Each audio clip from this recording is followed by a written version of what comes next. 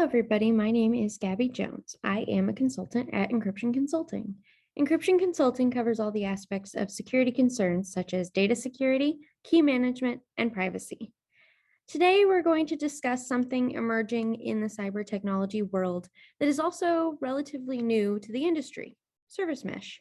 In this video, we will go over the basic concepts of service mesh, how it works, and the major advantages of using it.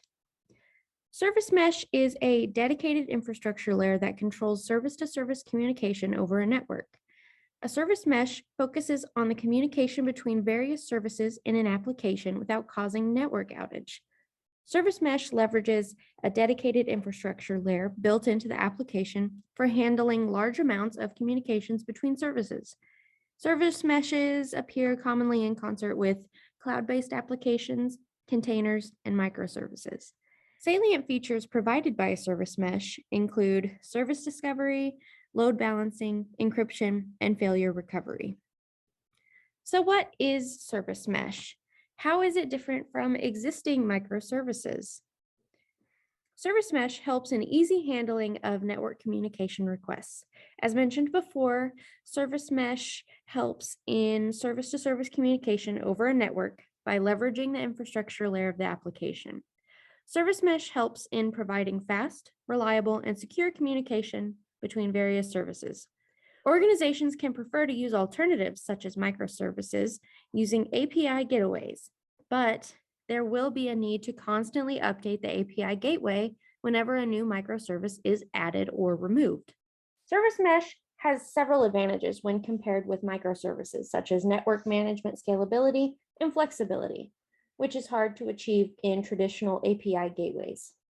As service mesh is built in the infrastructure layer, it has visibility and knowledge on how various parts of the application interact. This will help in reducing the chances of downtime and increasing the optimization. Now we're going to look at how service mesh works.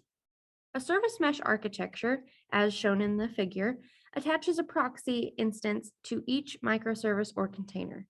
This will avoid introductions of any new functionality in the app environment. Logic that governs service-to-service communication is separated from the app service group, and a service mesh is formed into the app as an array of network proxies. Individual proxies that make up a service mesh are known as sidecars. These are attached to each service as a proxy and help in forming the service mesh. As the logic is separated from the microservice, communication failures can be easily detected and diagnosed. A different layer, called the control plane, manages tasks such as creating instances, monitoring, and implementing policies for network management and security. So what are some of the key features and advantages of service mesh? Key features are reliability, security, and analytical ability. Let's go over reliability. Sidecar proxies and the control plane help in managing communications and improve reliability and efficiency of the service-to-service dialogue. For security, service mesh can automatically encrypt communications and distribute security policies, including authentication and authorization from the network to the application and individual microservices.